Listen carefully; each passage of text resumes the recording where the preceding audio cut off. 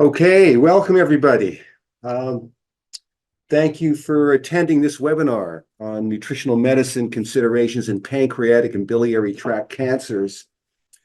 Um, I see I have a couple of my classmates sitting in on this live version of it. A lot of people registered for it, but I see some of my classmates are actually on this particular live event. So I just want a little shout out to say thanks. It means a lot to me. It's really an honor for classmates of mine to actually attend a webinar that I'm putting on. It's sort of a special kind of acknowledgement that I greatly appreciate. So thank you guys.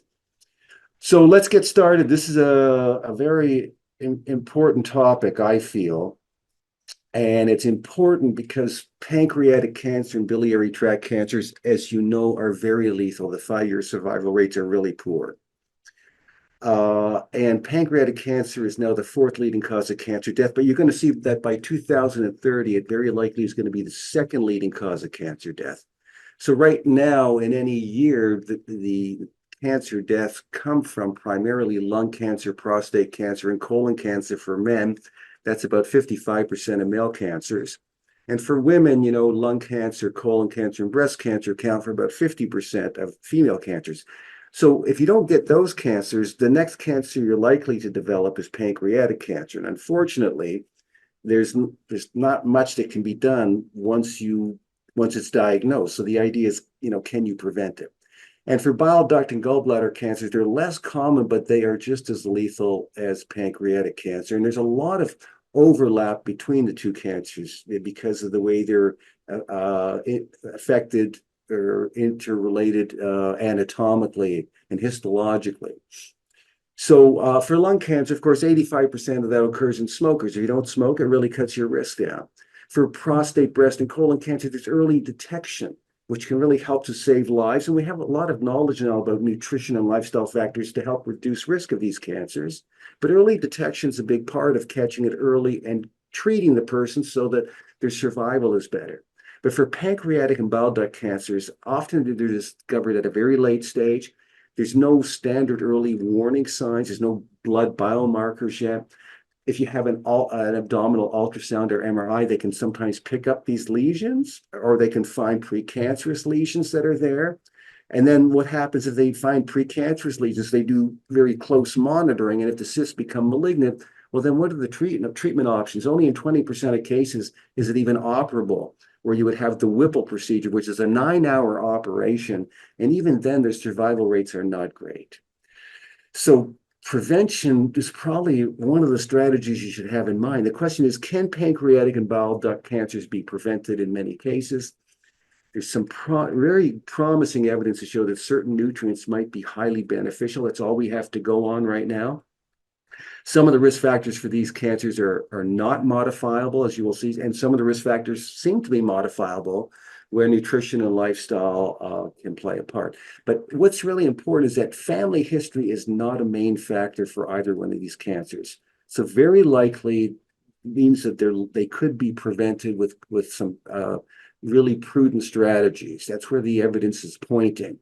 So remember the relationship between the bile duct and then the common bile duct and the gallbladder as it enters into the pancreas and it joins the pancreatic duct, and then the pancreatic juices and bile are secreted, through the ampulla into the intestinal tract for digestion. So you have the common bile duct joining the pancreas, and so you have this interrelationship anatomically and physiologically of the bile duct and the pancreatic tissues joining together. And so that's why these cancers are very much interrelated. And I like to present them both as sort of at the same time.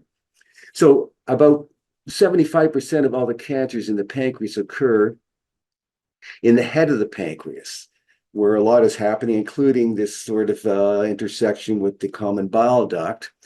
And if you have cancer in the pancreas, even if it's in an early stage, if the tumor is wrapped around a blood vessel, instantly you're not a candidate for surgery. Even if the lesions are small, if it's wrapped around a major blood vessel, they're not able to do anything except give you chemo radiation, which usually is not highly effective.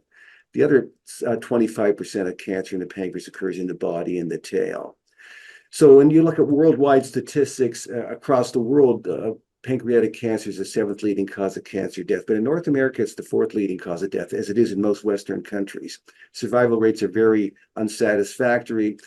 What's interesting is that the chemo drugs that are used are gemcitabine and 5-fluorouracil, and you'll see that certain nutrients have been shown to even enhance the efficacy of these drugs in people with pancreatic cancer. So you'll see that the nutrients I'm going to show you, not only may they help to prevent the disease, but they can also be used as complementary agents with standard treatment. Just goes on to another study showing fourth leading cause of cancer death. Survival rates are not great. What's important is that both pancreatic cancer and, as you'll see, bile duct cancer occur later in life. So if over your lifetime you've really put the strategy, you don't smoke, you don't drink, you have PSA blood tests done, you have mammograms done, you have colonoscopies done, you're going, okay, I'm managing my risk around these cancers. My risk factors for cardiovascular disease are very low. Then what's likely to get you from a cancer standpoint is pancreatic cancer. So because it occurs in this age group, and survival rates are terrible. If you develop pancreatic cancer between age 65 and 74, the average survival rate is 4 months. So the best researchers in the world are said we need to find a way to prevent this from developing, and I agree with that. So these are just more stats that I can share with you relating pancreatic cancer in Canada. I'll send you these slides. You can review this stuff on your own time. But as I say, only 2% of all cancers diagnosed each year are pancreatic cancer, but it's 6% of cancer deaths because the treatment fails so miserably. For bile duct cancers, it's less common, about 31 cases per 1 million individuals, if you look at US stats. But survival rates are really poor. And once again, it occurs in people as they get older. And there's no early warning signs. There's no early detection available. So we face the same problem. Survival rates are just dismal. If they catch it early, it's like 10%. If they catch it late, it's 2% for 5 years. And that's just how it is, whether it's intrahepatic or extrahepatic duct cancer. The survival rates are poor, very poor. So what are the risk factors according to the American Cancer Society for pancreatic cancer? Well, some are modifiable, like cigarette smoking, being overweight, type 2 diabetes, chronic pancreatitis often occurs in people who have high triglycerides, they drink a lot of alcohol. People using these Ozempic type drugs for weight loss now, they're at higher risk for pancreatitis and therefore pancreatic cancer. People who work in certain industries where certain chemicals have been linked to pancreatic cancer. A big factor is age. As you go down to the bottom here, you see that family history is a factor, but most people who develop pancreatic cancer, there's no family history. This is not just some genetic thing that occurs. About 10% of pancreatic cancer is linked to these gene mutations that you inherit, but 90% is not linked to these gene mutations. There's emerging evidence that diet and lifestyle are very important. A lot of red meat, a lot of processed meats like sausage and bacon, diet high in saturated fats, it causes proliferation of cells all throughout the body, increasing risk of cancer all over the place, including, we think, pancreatic cancer. Sugary drinks lead to pancreatitis, high triglycerides. It all sort of meshes together. And even just moderate to heavy alcohol consumption is linked to pancreatic cancer, as well as H. pylori infection and hepatitis B, possibly hepatitis C as well. For bile duct cancers, it's usually where there's chronic inflammatory state in the bile duct. Anytime there's inflammation, cells divide faster, they make more genetic mistakes that can lead to cancer. So this autoimmune condition called primary sclerosing cholangitis, it's already sort of a death sentence in itself. But one of the things is that it can lead to bile duct cancer. But bile duct stones and gallbladder stones, people eat these high fatty foods and they end up with gallbladder stones and bile duct stones. They're also putting themselves at risk for bile duct cancer. Then there's some rare cysts. In certain parts of Asia, liver flukes play an important role, not so much in this part of the world.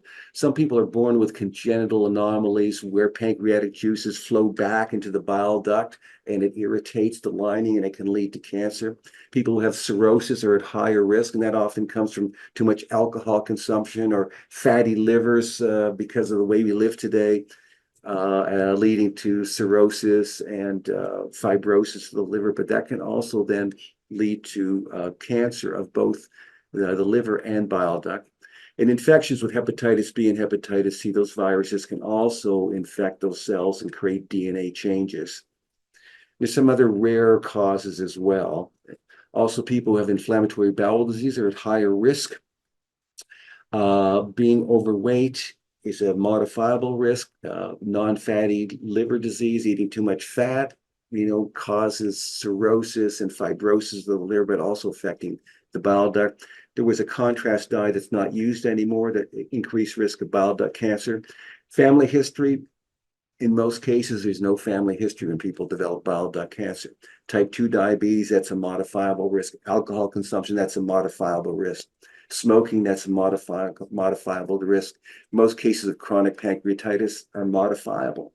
So as you go down the list, you see that we think there are things you can do to prevent this cancer as well, maybe not in every case.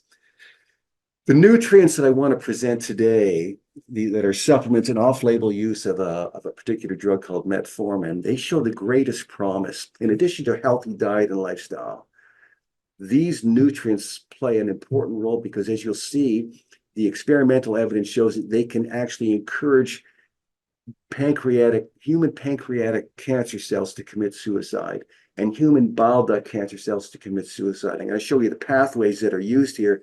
It's a bit overwhelming if you're not looking at these pathways all the time, I'm looking at this all the time. So it all makes sense to me.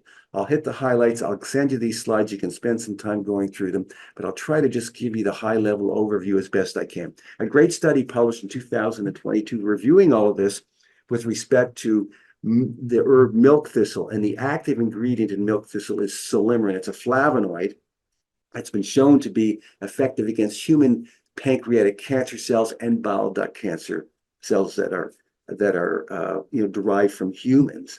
So the silymarin has been shown to be very, very effective in inducing programmed cell death or apoptosis in cholangiocarcinoma, which is bile duct cancer.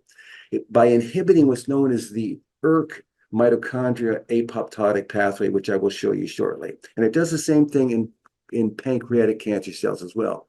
Milk thistle has also been shown to block really key steps in the development of certain cancers, including pancreatic cancer, prostate cancer, liver cancer, and skin cancer in experimental studies. Animal models where they try to induce pancreatitis, milk thistle also helps to prevent pancreatitis from developing in those experimental studies. And of course, pancreatitis is linked to an increased risk of pancreatic cancer. As they explain, pancreatic cancers begin from these precancerous lesions. So on an abdominal ultrasound or MRI, if you're willing to put yourself through that to see if you have precancerous cysts, sometimes they will pick up what are known as these intraductal papillary mucinous neoplasms. Sometimes they become cancer, and many times they don't. They're just cysts that are there. Doesn't mean you're going to get cancer. Or they can be mucinous cystic neoplasms. And they're saying these things, if they're there, have the potential to then morph or undergo malignant transformation into malignancy. Milk thistle applied to human pancreatic cells induces DNA damage to these cells, which ultimately leads to their programmed cell death through the caspase-3-7 mediated apoptosis, which I will also show you, as well as inhibiting the cancer gene known as c-Myc, which is often overexpressed in pancreatic cancer. It also blocks the pancreatic cells from dividing by blocking the G1 phase of the cell cycle by inhibiting cyclin D. In particular, I will show you how all this ties together. But milk thistle has been shown has the ability to cause a cell suicide of various human pancreatic cell lines. So they've taken human pancreatic cancer cells and they've they've basically been able to culture them and keep them alive for, many years. And that's how they test chemo drugs to see if they have a chance to kill these cells off. And then they start developing chemo drugs for human use.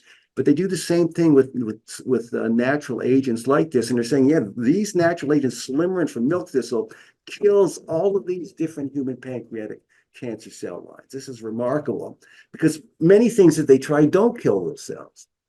So here's the ERK apoptosis link I was referring to. So this is a giant cell. Here's the ERK. This is a mitogen activated kinase transcription factor that goes to the nucleus, and it can modulate the function of certain genes. But in pancreatic cancer cells, and particularly in bile duct cancer cells, the ERK pathway is often overexpressed, or it's upregulated, and it's causing these cells to proliferate and to divide and keep the tumor going. But in the presence of Slimurin, it interrupts the ERK messaging and leads to cancer cell death, apoptosis. Here you see the caspase-3-7 apoptosis pathway, sort of tearing apart the mitochondria that you see Slimurin doing in pancreatic cancer cells, as I alluded to earlier. So this is just information on the ERK pathway. In many tumors, the ERK pathway is overexpressed, upregulated, especially in oral cavity cancers, melanomas, in breast cancer, and others, including bile duct cancers that often have this overexpressed. So Slimurin has been shown to inhibit the ERK in developing bile duct cancers. It represents an important potential way to reduce cancer development and possibly progression, according to the 2022 review in the Iran Journal of Basic Medicine. I will tell you something. A lot of the best research on natural agents doesn't come from North America. It comes from Iran, it comes from Australia, it comes from Japan, it comes from China, it comes from Brazil, it comes from other parts of South America. Like in North America, they are basically asleep at the switch in the research departments. But around the world, many of these nutrients are recognized for their true potential as to what they can actually do. Here's the caspase-3 apoptotic pathway inducing apoptosis again here. If you want to read about it, here's caspase-3-7 inducing apoptosis. If you just want to dig down deeper and learn about it more. But what they say is that in this 2022 study, this is now in a different journal, in Frontiers of Pharmacology, they say the expression of caspase-3 significantly increased after Slimurin treatment, which means that Slimurin or psilocybin from milk thistle induced cholangiocarcinoma cell death by activating apoptosis. So both in pancreatic cancer cells and bile duct cancer cells, you have this effect, this cancer killing effect of Slimurin upregulating the caspase-3 apoptotic pathway. And Slimurin is shown to also enhance the ERK apoptosis pathway in human bile duct cancer cells. We saw that in the previous study. And then in 2021, you're basically seeing other studies saying the same thing. So the body of evidence is there that Slimurin has this incredible effect of encouraging cancer cell death of human bile duct cancer cells and human pancreatic cancer cells. So that's Slimurin from milk thistle. Tuck that in your back pocket. Here's the next nutrient. Epigallocatechin gallate from green tea, EGCG. So it's the major polyphenolic compound in green tea. It's been shown to reduce pancreatic cancer cell growth. That's amazing. So this study evaluated the capacity of EGCG to inhibit pancreatic cancer cell migration and invasion into looking at the underlying mechanisms to help decrease metastasis. So EGC reduced pancreatic cancer cell growth, migration, and invasion in vitro and in vivo in this study. The results of the study showed that it did it by preventing what's known as the cadherin switch, which uses what's known as the beta-catenin pathway, which I will show you momentarily. It also inhibited the AKT signaling pathway that's also often dysregulated in pancreatic cancer. And then when they said, well, if we co-treat these cells and we give them antioxidant defenses like N-acetylcysteine, which would raise their antioxidant defense, very often cancer drugs stop working when you put a lot of antioxidants into the cancer cell. They're saying, no, even when we put antioxidants in there, like N-acetylcysteine to raise glutathione levels and gives the cancer cell a chance to stop reactive oxygen species from killing it, say, no, the EGCG still continued to have this effect on the AKT pathway in causing cancer cell death to occur. Moreover, they said EGCG synergized with gemcitabine. So gemcitabine is a standard chemo drug used in pancreatic cancer patients. And they're saying in the presence of EGCG, gemcitabine worked even better to cause cancer cell death by inhibiting the AKT pathway. So EGCG may prove beneficial to improve gemcitabine's sensitivity. It inhibits even on its own the AKT pathway. So what does this mean? So this is the AKT pathway. Very often in many types of cancers, including pancreatic cancers in human, you see a dysregulated pathway on the cell surface. This is receptor tyrosine kinase. It becomes overactivated. It then phosphorylates the phosphoinositol 3 kinase, which then signals down through PTN to AKT. Here's the AKT. AKT then tells the nucleus of the cell to encourage cell growth, protein synthesis, more energy production, so you have more tumor growth and more resistance to chemo drugs, and you have migration and invasion and metastasis, and you die.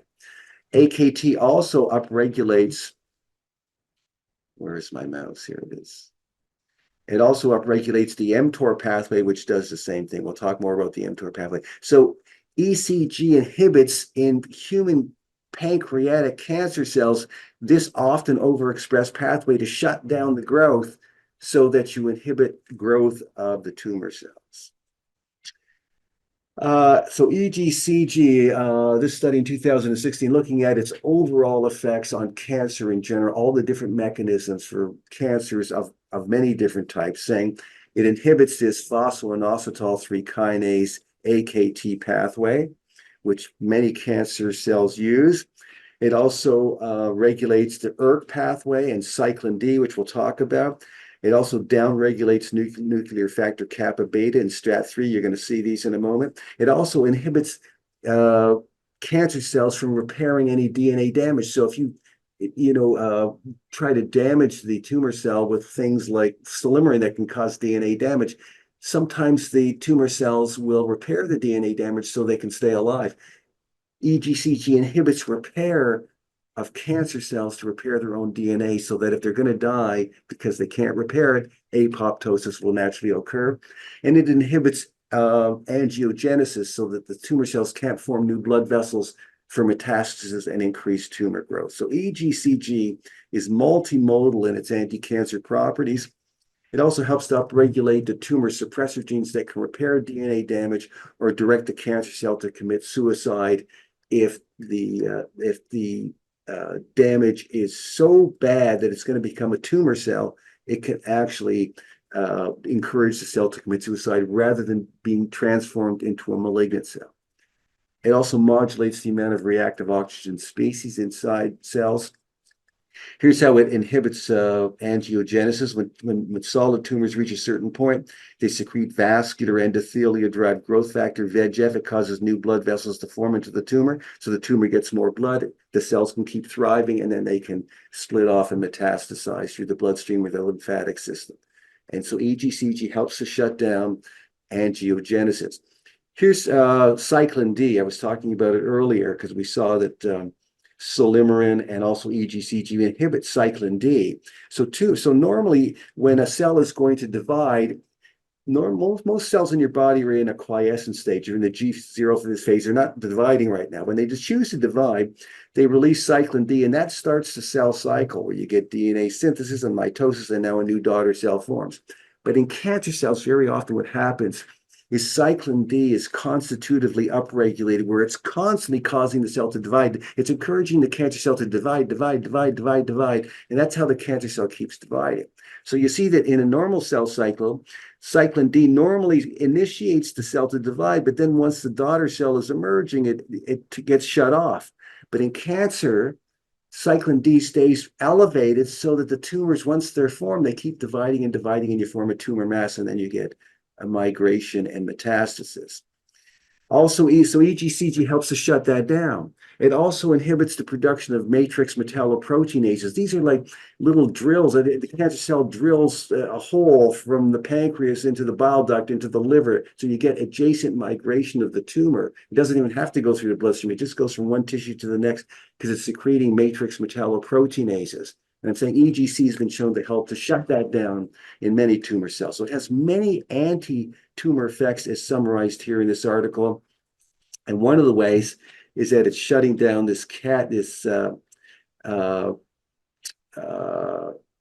most of the effects of green tea are dependent upon these catechin mediated molecules, especially EGCG. It induces apoptosis of the cell cycle arrest by also affecting receptor tyrosine kinase. We saw that earlier. It can also generate free radicals in cancer cells that will cause so much free radical damage that the cell will have to commit suicide. So here's receptor tyrosine kinase again. Receptor tyrosine kinase on the cell surface, upregulating phosphoinositol 3 kinase down through AKT and then causing proliferation and cell migration. So in cancer cells, this particular signal transduction pathway is continually switched on. That's not supposed to happen. And so EGCG helps to switch it off. And this is the Wnt beta-catenin pathway. It's complicated to explain, but in many cancers, it's in a dysregulated state where it's constantly switched on, so it upregulates cyclin D and the cell is dividing all the time. And so EGCG has been shown to tamp down the Wnt beta-catenin pathway, so it stops that growth signal from occurring. So multimodal anti-cancer properties of EGCG. So we talked about silymarin from milk thistle, EGCG from green tea, and then the indole 3-carbinol, which of course is multimodal for many types of cancers. Indole 3-carbinol is found in cruciferous vegetables, as you know, and the body metabolizes some of that into DIM, which is a byproduct, but it has anti-cancer properties as well, both in vivo and in vitro. But these compounds are effective inducers of apoptosis. Multiple cellular signaling pathways is a testimony to their pleiotropic behavior to reduce cancer risk. It's been shown to sensitize cancer cells to other chemotherapeutic agents, so it can be used as an adjunct with chemotherapeutic drugs. A lot of doctors just ignore this research. It's extremely non-toxic. So here's a study in 2008 showing that the indole 3-carbinol reactivates in pancreatic cancer cells the P16 tumor suppressor gene. So what happens in pancreatic cancer and many other cancers as well is that this P16 tumor suppressor gene, which would normally sense that a cancer cell is dividing and shut it down, becomes hypermethylated, so the gene gets switched off.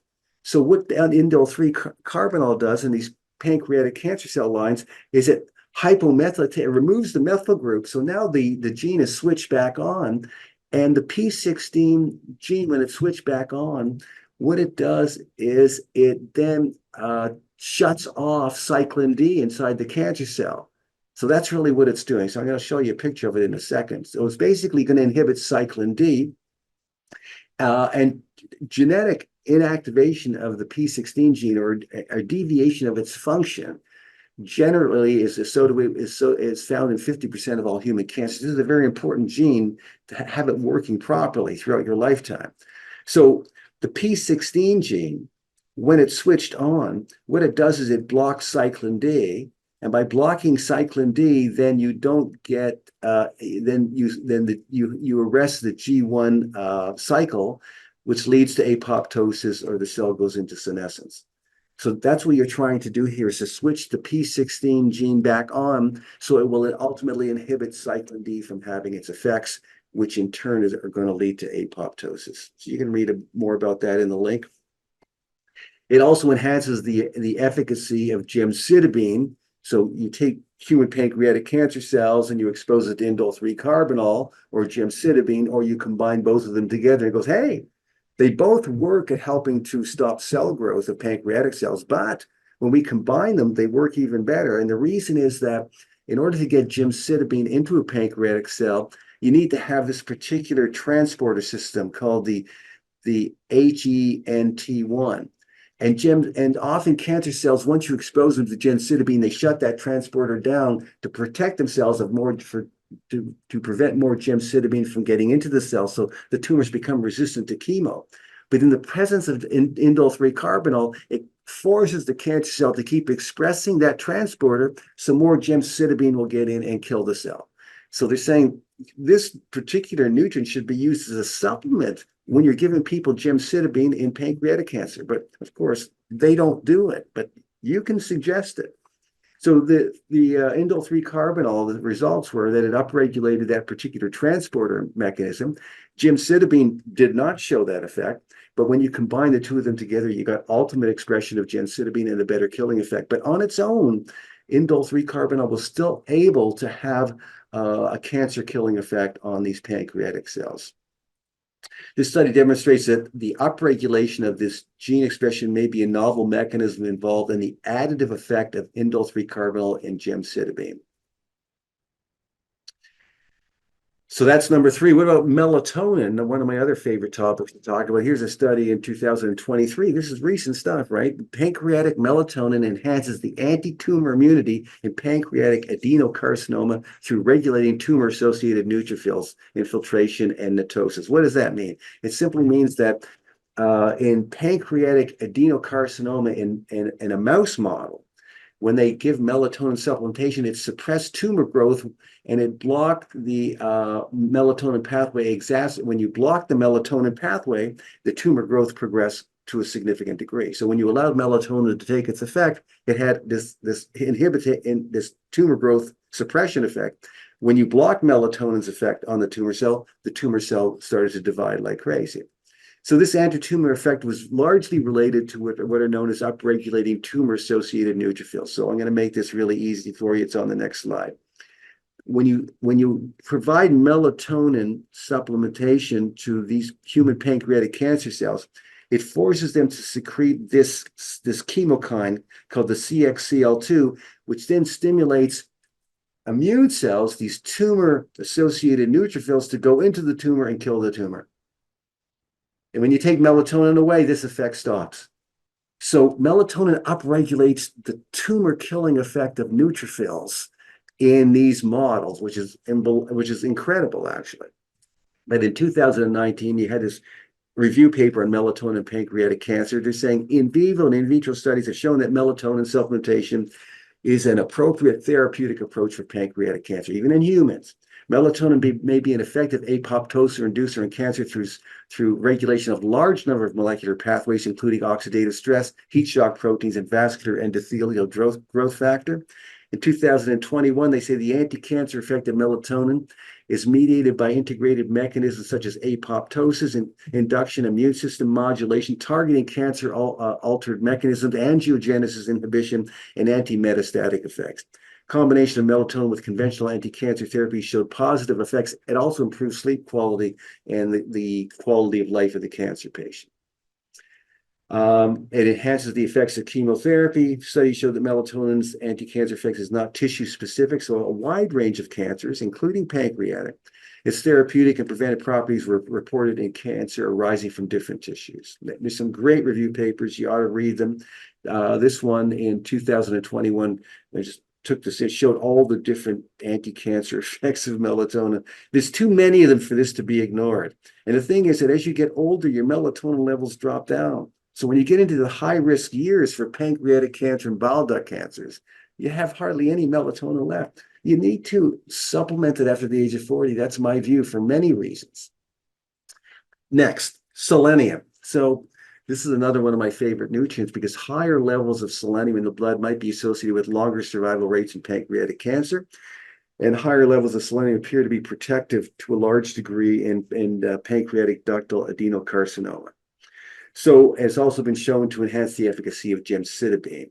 So they say since gemcitabine is a standard first-line chemotherapy for pancreatic cancers, finding drugs that synergize to improve its efficacy is of interest. So that's what we saw already. The indole 3 carbinol does that. It enhances the effects of gemcitabine. But here we see that they've tested a whole bunch of other things, resveratrol, EGCG, quercetin, and so on. But they're saying in this study, we saw amazing effects with selenium. So when you take selenium as a supplement beyond what your body's normal physiological needs are, the byproducts of that selenium become these methylated forms of selenium. We thought they were just byproducts of metabolism that didn't do anything. Well, they actually have a cancer-killing effect on certain pancreatic cancer cells.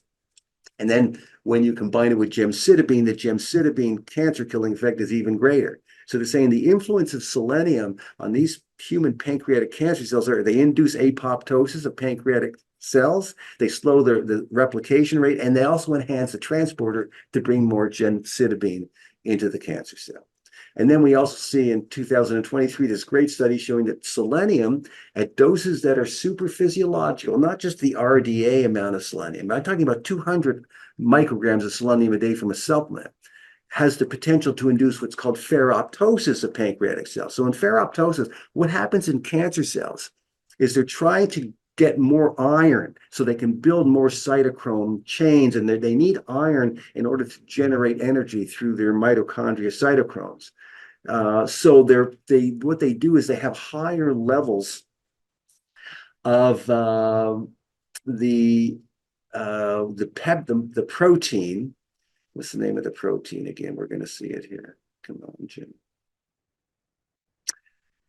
Well, we're going to see it in a second. I forget the name of this transporter protein, but basically, because there's a lot of iron in cancer cells, if you subject them to a lot of these methylated selenium products, the iron and the selenium interact in a way that generates a gazillion free radicals, and that reactive oxygen species that generated basically blows it up essentially.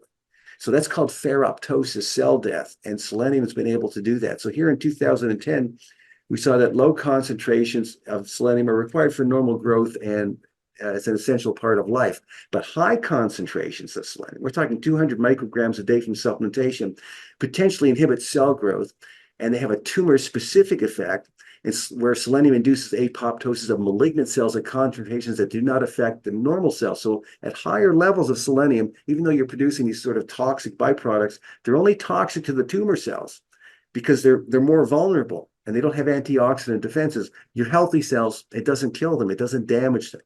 So selenium supplementation has been found to be valuable in the prevention of hepatocellular carcinoma by hepatitis B, and in reducing the incidence of liver cancer in general, and decreasing mortality from colorectal, lung, and prostate cancer.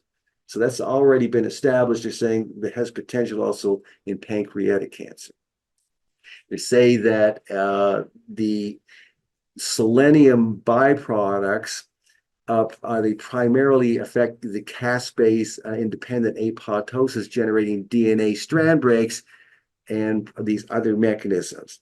So what happens is the selenium byproducts accumulate inside the cancer cell, and they have multimodal effects on encouraging the cancer cell to commit suicide and also inducing ferroptosis, as we saw earlier.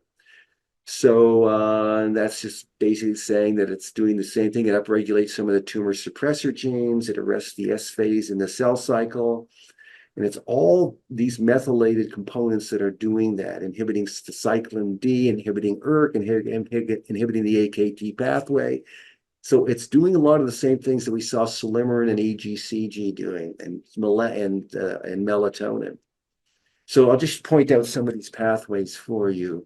You can see them inside the cell, some that we haven't covered yet. Here's the P16 tumor suppressor gene, which is going to inhibit the cyclin D, right? Once it's active, when it's working properly. Here's that AKT pith. Here's receptor tyrosine kinase coming down, branching off. Sometimes it goes through phosphoinositol 3 kinase to AKT. Here's the AKT system. You don't see the rest of it represented here properly. And here's STAT3. We're going to see that later. Let's keep going because we're going to run out of time. So I said earlier that there's the G1 phase where cyclin D is involved. But when we're talking about selenium, it's inhibiting the S phase where DNA replication occurs in the cell cycle of pancreatic cancer cells. So selenium also inhibits vascular endothelial-derived growth factor to inhibit angiogenesis. It counteracts metastasis. The tumor-specific toxicity, together with its anti-angiogenic and anti-metastatic effects of selenium, make it a highly interesting agent in the arena of chemotherapy. I agree. I think you should be taking 200 micrograms of selenium every day. I'll show you where the evidence gets stronger. It gets stronger right here. In recent years, 2019, 2011, published studies showing that people who are getting supplement levels of selenium at 200 micrograms a day, roughly, their risk of heart failure is lower because the heart also undergoes oxidative stress, and selenium can help to prevent that by upregulating glutathione peroxidase in the heart. And it also enhances the immune cell killing effect that immune cells have if you provide sufficient selenium to immune cells that's higher than the RDA, usually around the 200 microgram level, which we see in Sweden. They recommend to all their elderly people. So 200 micrograms of selenium a day, I think, on the prevention side is something to strongly consider. Then there's vitamin E succinate. It's one of my favorite molecules. It has a broad range of anti-cancer killing effects that I've outlined for you here. I've given you all the research on it, but it also does an amazing thing in pancreatic cancer cells. It inhibits survivin. So to make a long story short, cancer cells, to prevent themselves from undergoing cell death, they secrete a peptide called survivin, and it blocks the caspase 3,7 apoptosis pathway, so the cancer cell won't commit suicide. But if you block survivin, as vitamin E succinate does, then it allows the cancer cell to undergo cancer cell death. So it's been shown to be quite effective. And these are all the effects that survivin has on helping cancer cells maintain their viability. If you inhibit survivin, you basically shut the cancer cell down. It's going to commit suicide. Then there's curcumin, one of my favorite molecules, again, from the spice turmeric. A lot of research showing that it blocks key steps in pancreatic cancer development, inducing cancer cell death in human pancreatic cell lines. It also inhibits nuclear factor kappa beta, which often is driving cancer cell growth, as we'll look at. Another study in 2016, curcumin, a natural multi-target treatment for pancreatic cancer. In all different human pancreatic cancer cell lines, all these different ones, it's been shown to have anti-proliferative effects, induces apoptosis, inhibits angiogenesis. It does all these incredible things experimentally. At some point, you have to start taking this seriously. Also blocking the STAT3 signaling message. Here's STAT3. I pointed it out to you. It's often overexpressed in human pancreatic cancer cell lines. It translocates to the nucleus. It causes the cells to divide at a faster rate. And again, overexpressed STAT3 is commonly a factor in overstimulating the genes that code for proliferation in cancer cells, and specifically, in this case, in human pancreatic tumor cells. You want to shut that down. So, and then there's this nutrient. You may not know that much about artemisinin, but it's derived from an herb called the Chinese wormwood. It's used in certain parts of the world to contain malaria, because in malaria, the red blood cells have a lot of iron kicking around, and the artemisinin, just like high levels of selenium, gets into the malaria-infected red blood cell, and it causes a reactive oxygen species to form, and it blows the malaria-infected red blood cell up. So in people who have quinine-resistant malaria, they use artemisinin. Many parts of the world, they use it preventatively, but it also has cancer-killing effects because it interacts with the iron, just like selenium does. It interacts with the iron inside the cells because cancer cells overexpress. Here's the receptor, the transferrin, this particular transferrin receptor that you see represented here is the TFR. Cancer cells have more of that receptor to bring more iron in and to accumulate it. And then the high doses of selenium and also artemisinin can interact with that, with the iron that's in the cell, and basically cause it to blow up. And we're seeing that it does it in pancreatic adenocarcinoma.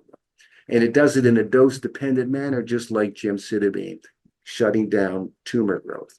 So they're saying it's a good targeted molecule for pancreatic cancer, both prevention and treatment. And so there's an excellent review on artemisinin in cancer. I'll leave that with you to review on your old time. One of the effects also is that it's inhibiting cyclin D, as you'll see in that research article. Then we have metformin. Metformin is a drug that's used for type 2 diabetes to improve glucose function. but it has impressive anti-cancer properties because it kills cancer stem cells. Most cancers arise in tissues from the stem cells inside the tumor, inside the tissue. And that's why cancer cells are so resistant to treatment, because stem cells can morph and mutate so easily. They can really maneuver, and they're very agile in what they can do in terms of epigenetic and genetic switches. So killing cancer stem cells is absolutely incredible. They're saying it's a fantastic adjunct for chemotherapy and radiation for many treatments. And in cases where there's premalignant cysts, so in say someone's diagnosed with these cysts in their pancreas, I think they should be taking 1,000 milligrams of metformin a day to try to kill those cells before they can take an effect. I mean, you can read more about it there. Studies looking at metformin as an anti-cancer agent in 2018, they're saying, studies using various cancer models, including breast, pancreatic, prostate, and colon, are saying it kills cancer stem cells in those tissues. This is something to be aware of. And it has a great effect on shutting down the tyrosine kinase AKT pathway, which also bleeds into the mTOR pathway, which I'm going to show you momentarily. Here it is here. So here we see this receptor tyrosine kinase down through AKT. And then the final step is mTOR as a transcription factor turning on cell growth. So metformin is beautiful because it shuts down mTOR. That's really, we think, part of its anti-cancer properties as well. So Cancer Management Research 2018-19, metformin in cancer inhibits the mTOR pathway, preventing cell growth. It may activate a very important tumor suppressor gene, the p53 tumor suppressor gene, and it has all this great effect on people undergoing cancer. They should be using it as an adjunct. More information here of all of its anti-cancer properties. It's an incredible little drug. The risk of metformin is that it may increase the risk of Parkinson's disease. But in somebody who has premalignant lesions already in their pancreas, I would say, okay, you know what, I'll take that risk. I need the metformin. I don't want to develop pancreatic cancer. What we see is in type 2 diabetics, a 2010 consensus report showed that people with type 2 diabetes are at increased risk for many types of cancer. And if they're on this particular drug, the pioglitazone for increased glucose uptake, the risk of bladder cancer is significantly high. But in a meta-analysis of 20 publications looking at over 13,000 cancer patients who also had type 2 diabetes, they're saying patients who were treated with metformin had better overall cancer-specific survival than those who were treated with other glucose-lowering agents, because it kills cancer stem cells, inhibits the mTOR pathway. Risk reduction was significant among patients with prostate, pancreatic, breast, colorectal, and other cancers, but not for lung cancer. Then in this review paper in 2005, they're saying, since 2005, we think that the use of metformin has reduced risk of cancer by 23% worldwide. And in people with type 2 diabetes, we think the ones using metformin have shown a 30% lower risk of cancer overall than the ones who are on other drugs. And it's very likely diabetics are very prone to certain types of cancers like colon, rectum, pancreatic, and liver cancers compared to non-diabetic patients. Genistein from soy. So in genistein, you have these soy isoflavones. The genistein in soy, I love soy products, inhibits in pancreatic tumor cells the G1 cell cycle. It interrupts the cell from dividing by blocking the quiescent phase, moving into the G1 phase. It also downregulates the STAT3 transcription factor, which I showed you earlier. Another study in 2018 study, the results showed genistein decreased cell viability of 2 pancreatic cancer cell lines in a dose-dependent manner. It was not harmful to normal pancreatic cells. And our results clearly show that it causes cell cycle arrest, and so the cells can't divide, and it creates more reactive oxygen species, so they'll kill themselves. And it upregulates the STAT3 signaling, or modulates STAT3 so that it can't overstimulate the nucleus to produce more tumor cells. It's just does all these great things, and it also increases the efficacy of the other cancer drug used for pancreatic patients, which is 5-fluorouracil. The conclusion, gemcitabine can potentiate the anti-tumor effects of 5-fluorouracil by inducing apoptotic as well as autophagic cell death. The results demonstrate the potential of genistein as an adjunctive therapeutic agent against pancreatic. People who have pancreatic cancer should be using soy isoflavones as part of, if they're on chemo and they're using 5-fluorouracil, the genistein can help make it work better. Now remember that I think people should have soy foods at least 3 times a week to get those things because they have many anti-cancer properties, not just for pancreatic cancer potentially.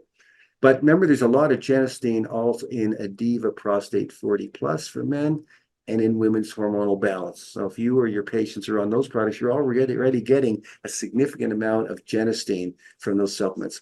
Of course, I always talked about immune modulation because when the immune system's not working, it's very hard to fight cancer off. There's studies have shown repeatedly that medicinal mushrooms can very much, like reishi mushroom, can very much enhance the efficacy of immune cells to fight tumors and to help guard against tumor cell development. There's some references here that I've showed you before. They're fantastic research papers. On the nutrition side, you want to always keep your blood sugar down below your fasting blood sugar below 5 millimoles per liter. I've showed you some standard ways to do that.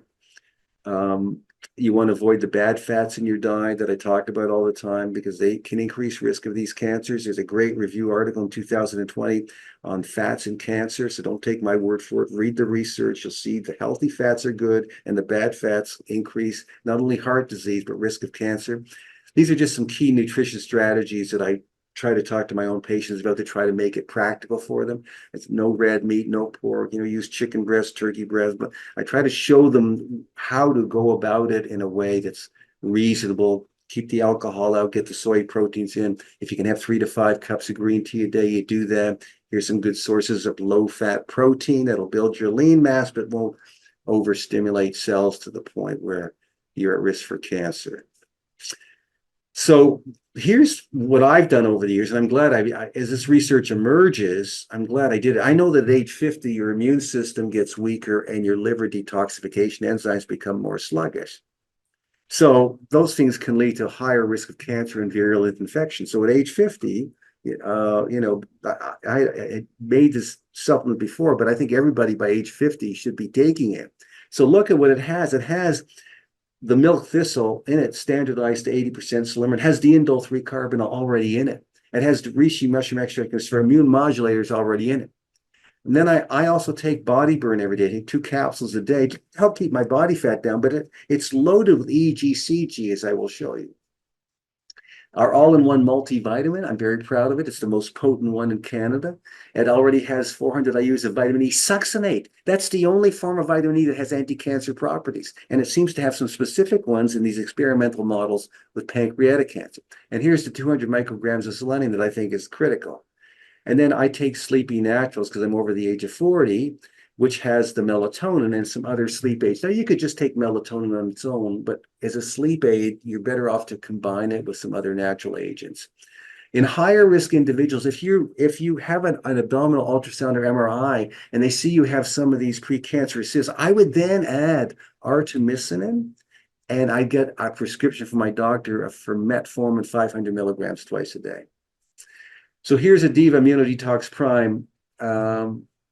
It has 300 milligrams of milk thistle in 1 capsule. I take 2 a day. That's 600 milligrams of milk thistle, standardized to 80% salicylic. That's a very significant dose. That's not just some frivolous, flowery window dressing amount. That's the real deal. Same with indole carbonol, 50 milligrams. That's 100 milligrams a day. You know how many cruciferous vegetables you'd have to eat to get 100 milligrams of indole 3-carb? That's a sizable dose, combined with the immune modulators, reishi, mushroom, and astragalus. I think everybody over the age of 50 should take it. Remember that these cancers occur as you get older. So these nutrients become more important as the person gets older. In the Adeeva multivitamin, there's the vitamin E succinate in the selenium, but of course, it's loaded with everything else, antioxidants, B vitamins, calcium, vitamin D. You know this vitamin probably as well as I do. The Adeeva Body Burn product, not everybody takes this.